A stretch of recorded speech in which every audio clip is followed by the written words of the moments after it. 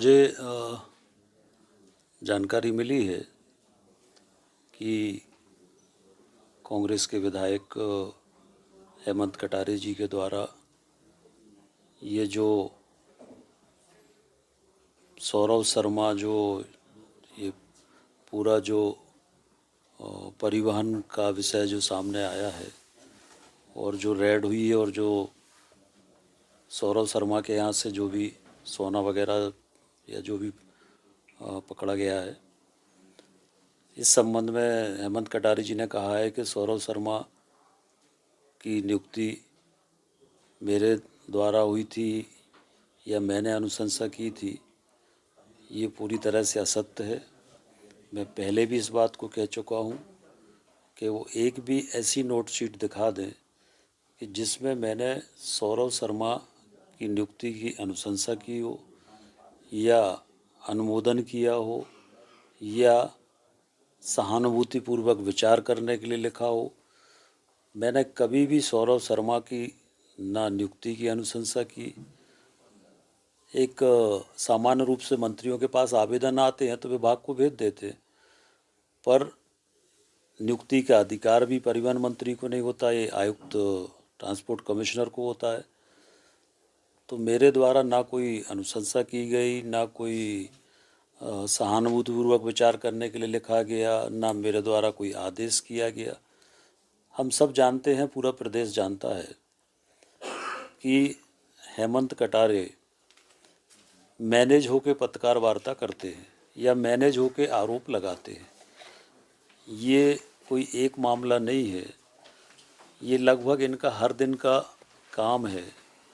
विधानसभा में अगर हम देखें तो विधानसभा में ये प्रश्न लगाते हैं, ध्यानाकर्षण लगाते हैं और उसके बाद फिर मैनेज होके उसी के पक्ष में पत्र लिखते हैं, उसी के समर्थन में पत्र लिखते, उसके बाद उस बारे में नहीं बोलते, उसके बाद उसकी कार्रवाई के बारे में कभी नहीं बोलते।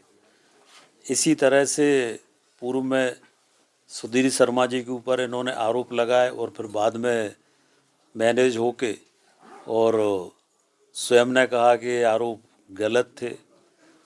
तो हेमंत कटारे जी, पूरा प्रदेश जानता है कि मैनेज होकर पत्रकार वार्ताएं करते हैं।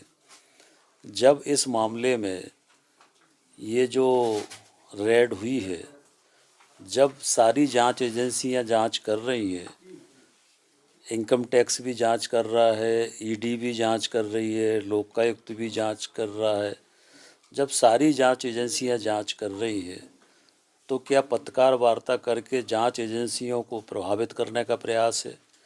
क्या जो असली आरोपी है उनको बचाने का प्रयास है? क्या उनको बचाने के लिए ये सारा जो मामला है वो डाइवर्ट करने का प्रयास हो रहा है? पर मैंने पहले भी कहा और आज फिर कह रहा हूँ कि जांच में सत्यता आएगी और जो भी आरोपी हैं वो सारे आरोपी, उन पर कार्रवाई सरकार करेगी। जहाँ तक हेमंत कटारे जी का सवाल है, ये स्वयं 376 के आरोपी रहे हैं और 376 एक महिला पत्रकार की तरफ से ये केस रजिस्टर्ड हुआ था और उस केस में मुझे मालूम है कि उस एफएसएल के माध्यम से वो जो पॉजिटिव रिपोर्ट थी रेप की, उसको किस तरह से नेगेटिव किया गया, वो पूरी कहानी मुझे पता है। वो भी मैं सामने लाऊंगा कि कैसे वो नेगेटिव रिपोर्ट हुई। इसकी पुनः जांच के लिए भी मैं लिखूंगा।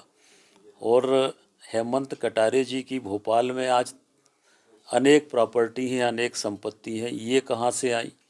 हेमंत कटारे जी का जो आईएसबीटी पर पेट्रोल पंप है, उस पेट्रोल पंप के आजू बाजू में जो झुग्गी झोपड़ियाँ हैं, उन झुग्गी झोपड़ियों में इनके भाई योगेश कटारे के संरक्षण में गांजा बेचा जा रहा है, ब्राउन शुगर बेची जा रही है, तमाम तरह के नशीले पदार्थ बेचे जा रहे हैं।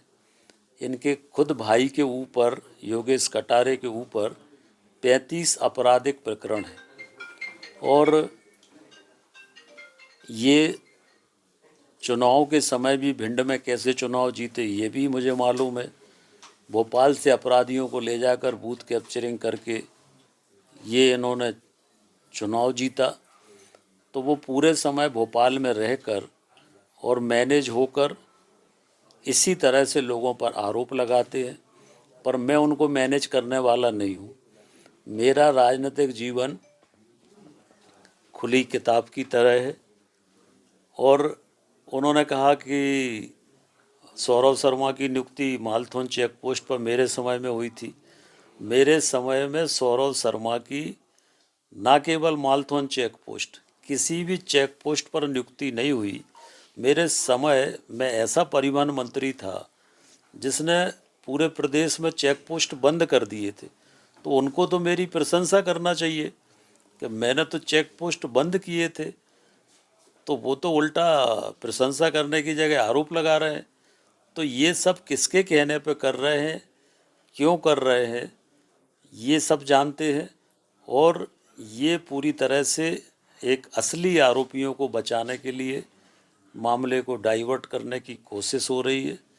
और हेमंत कटारे जी से मुझे प्रमाण पत्र लेने की ज़रूरत नहीं है। शायद उनको मेरे पारिवारिक इतिहास की जानकारी नहीं है, मेरी पैतृक संपत्ति की जानकारी शायद उनको नहीं है, और इसलिए उनने इस तरह की बात की। हमारे पिताजी ने 25 एकड़ ज़मीन जिसकी कीमत 500 करोड़ है मंदिर के लिए दान दी है। तो जिसके पिता 25 एकड़ मंदिर के लिए दान 500 करोड़ की ज़मीन दे रहे हैं, वो क्या ऐसे ये इस तरह की गंदगी करेगा क्या? तो ये पूरी तरह से मैनेज होकर ये पत्रकार वार्ता की है। हम इसकी खिलाफ मानहानि भी करेंगे। और ये क्यों हो रहा है, इसके पीछे कौन है, ये सबको मालूम है। और कैसे कैसे मैनेज होते हैं ये भी मुझे पता है। और इसमें भी कैसे मैनेज हुए वो भी मुझे पता है। और इसमें भी क्या मिला वो भी मुझे पता है।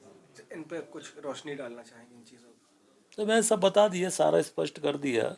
जैसे आपने कहा कि वो मैनेज होके कर रहा है, सब जानते हैं कहाँ से मैनेज। जो असली आरोपी हैं वो अपने बचने के रास्ते ढूंढ रहे हैं और जांच एजेंसियों को गुमराह करने की कोशिश करते हैं। अपने ऊपर आरोपों से बचने के लिए मामलों को प्रायोजित करने की कोशिश करते हैं। पर मैं कह रहा हूँ कि जब जांच हो रही है, जांच एजेंसियां क्या, उनका क्या काम है? उनका यही तो काम है कि सौरभ शर्मा की पोस्टिंग कब कब हुई, कहाँ कहाँ कब कब पोस्टिंग उनकी हुई। और मैं बता दूं कि जितनी भी उनकी पोस्टिंग हुई है वो सारी पोस्टिंग जो हुई है वो किस अवधि में हुई है वो भी सबको पता है, रिकॉर्ड है। मेरे समय मैंने किसी चेक पोस्ट पर सौरभ शर्मा की नियुक्ति नहीं की। वैसे इस मामले आने के बाद लगातार आपको टारगेट किया जा रहा है। पहले सेंट्रल उसमें आपकी प्रॉपर्टी की, भोपाल में प्रॉपर्टी को लेकर सवाल उठाए गए, अब ये प्रेस कॉन्फ्रेंस की गई, आपको टारगेट क्यों किया जा रहा है, क्या लगता है? देखिए, अब जैसे उसी विषय में कहा कि मेरा भोपाल में प्लाट है, अरे मैंने तो अपने एफिडेविट में दिया है उसको। तो इसमें नई बात क्या थी? मेरे अपने नाम से मैंने अपना जो चुनाव में शपथ पत्र दिया उसमें लिखा हुआ है। तो इसमें सनसनीखेज क्या था? ऐसी कौन सी चीज़ थी जो मैंने छुपाई थी? मैंने तो चेक से पेमेंट किया, चेक से पेमेंट करके अपने नाम से खरीदा, कोई बेनामी थोड़ी खरीदा। तो मैंने कौन सा गलत काम किया? तो उसमें कोशिश की गई कि किसी भी तरह से, कुल मिला के जो इसके असली आरोपी है वो असली आरोपी अपने बचाव के लिए ये तरह तरह के षड्यंत्र कर रहे हैं।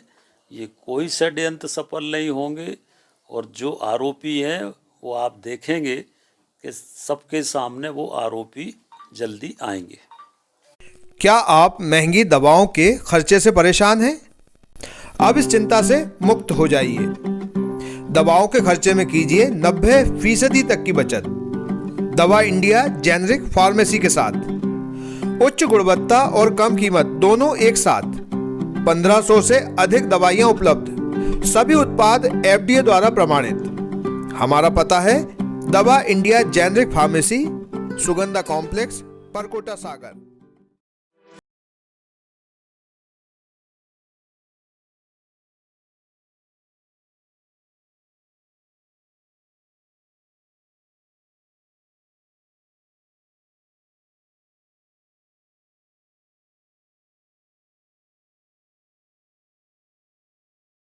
वन वे टैक्सी चाहिए या लोकल सिटी के लिए कैब या फिर एयरपोर्ट पिकअप ड्रॉप की हो जरूरत, चुनिए अपने पसंद की कैब और पाइए बेस्ट ऑफर्स के साथ मोस्ट कंफर्टेबल राइड सिर्फ और सिर्फ 77 कैब्स ऐप पर। आज ही गूगल प्ले स्टोर से 77 कैब्स की ऐप डाउनलोड करें या विजिट करें www.77cabs.com और बुक करें अपनी राइड।